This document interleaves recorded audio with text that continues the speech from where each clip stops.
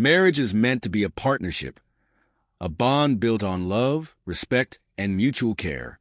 That was what I believed when I married Lisa 6 years ago. I wasn't perfect, but I was committed. I worked hard, handled the responsibilities, and always prioritized her happiness. But somewhere along the way, things started to shift.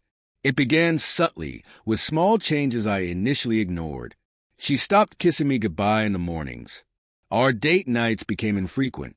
Then, even within the comfort of our home, she treated me more like a roommate than a husband. At first, I assumed she was just stressed. Maybe work was overwhelming, or there was something she wasn't ready to discuss. So, I gave her space. I remained patient, understanding.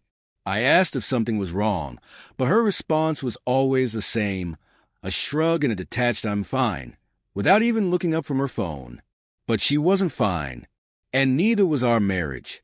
One evening, I decided we needed to have an honest conversation. After dinner, I finished washing the dishes while she sat on the couch, scrolling through her phone as usual. "Lisa, we need to talk," I said, settling beside her. She barely looked up. "About what?" I took a deep breath. "About us. About how distant you've been. You don't talk to me like you used to. You don't look at me the same way. And intimacy, it's been months." She let out a sigh, already exasperated before the conversation had even begun. "I don't see why that's such a big deal." I blinked, trying to process her indifference. "Lisa, we're married. We're supposed to be connected, emotionally and physically." She put her phone down and crossed her arms. "I don't have to be intimate with you just because we're married." Her words hit me like a brick wall. I swallowed hard, choosing my words carefully. "That's not what I'm saying. But intimacy isn't about obligation. It's about love, about closeness." She scoffed. "So, you think just because we signed a piece of paper, I owe you my body?" I felt my jaw tighten. That's not what I believe at all. But I do believe marriage is more than just existing under the same roof. It's about connection, and you've completely shut me out. She rolled her eyes. "Well, if that's what you expect from me, then maybe I'm just not that kind of wife." And that was it. That was the moment I realized I was the only one still fighting for this marriage.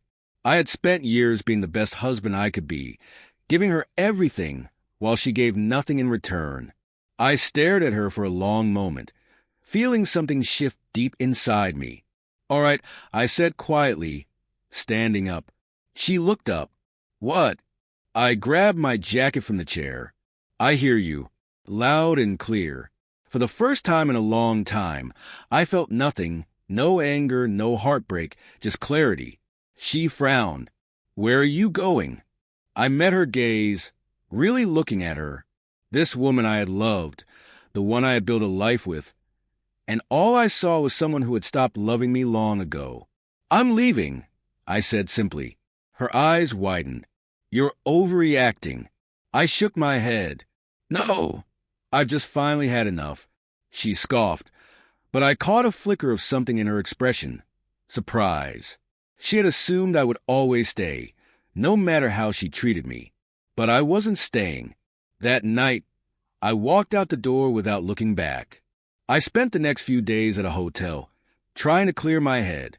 A part of me expected her to call, to apologize, to fight for us. She didn't. Instead, a week later, she sent me a text. Asterisk, "Are you really leaving over this?" Grow up, asterisk. That was all I needed to know. I filed for divorce the next day. At first, she didn't take it seriously. She assumed I would come crawling back.